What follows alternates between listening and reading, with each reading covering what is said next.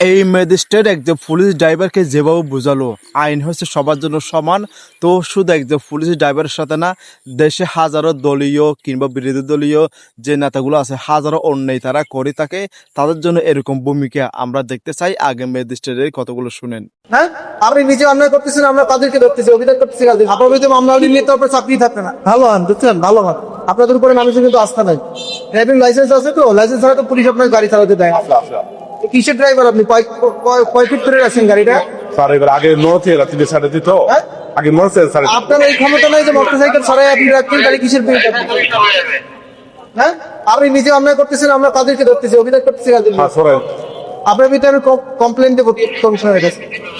আপনার বিরুদ্ধে মামলা নিলে তো আপনার চাকরি থাকবে না। দেবো না স্যার, মাফ করে দেন, মাফ করে দেন, মামলা নিয়ে আমার কাছে মামলার ডকুমেন্টস আছে। মাফ করে দেন স্যার। হ্যাঁ, হ্যাঁ, বক্তব্য দেবেন, আপনার বক্তব্য দেবো আমি। এগুলো কেন করেন বলেন? আমি এখানে স্পটে আসার আগে কতগুলো পুলিশ অফিসার আপনাকে গিয়ে বলছে, তারপর চাপা দেন। ভালো হন, দেখছেন, ভালো হন। আপনাদের উপরে মানুষের কিন্তু আস্থা নেই। আমরা রাস্তায় বেরোয়েছি কিন্তু আপনাদেরকে দেখানো দেওয়ার দিন। আপনারা নিজেরা অন্যায় করলে কিন্তু ঠেকানো যাবে না।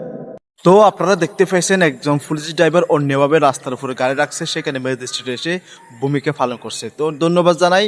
আর এরকম ভূমিকা আরও অন্য অন্য জায়গায় দেখতে চাই, যেখানে অন্যগুলো হয় সত্যি সেখানে আমরা দেখতে পাই না। কিন্তু একজন পুলিশ ড্রাইভারের প্রতি যেভাবে নিয়মটা দেখালো, এটা অবশ্যই খুশি হই। কারণ একজন পুলিশ হয়ে অন্যায় করতে পারবেন না, একজন পুলিশ হয়ে যদি অন্যায় করে সাধারণ মানুষ কী করবে, এটা হচ্ছে মেইন কথা। পারলে বেরিয়ে এটা অন্যকে দেখার জন্য সুযোগ করে দিতে পারেন আপনার একটি শেয়ার মাধ্যমে। আল্লাহ হাফেজ।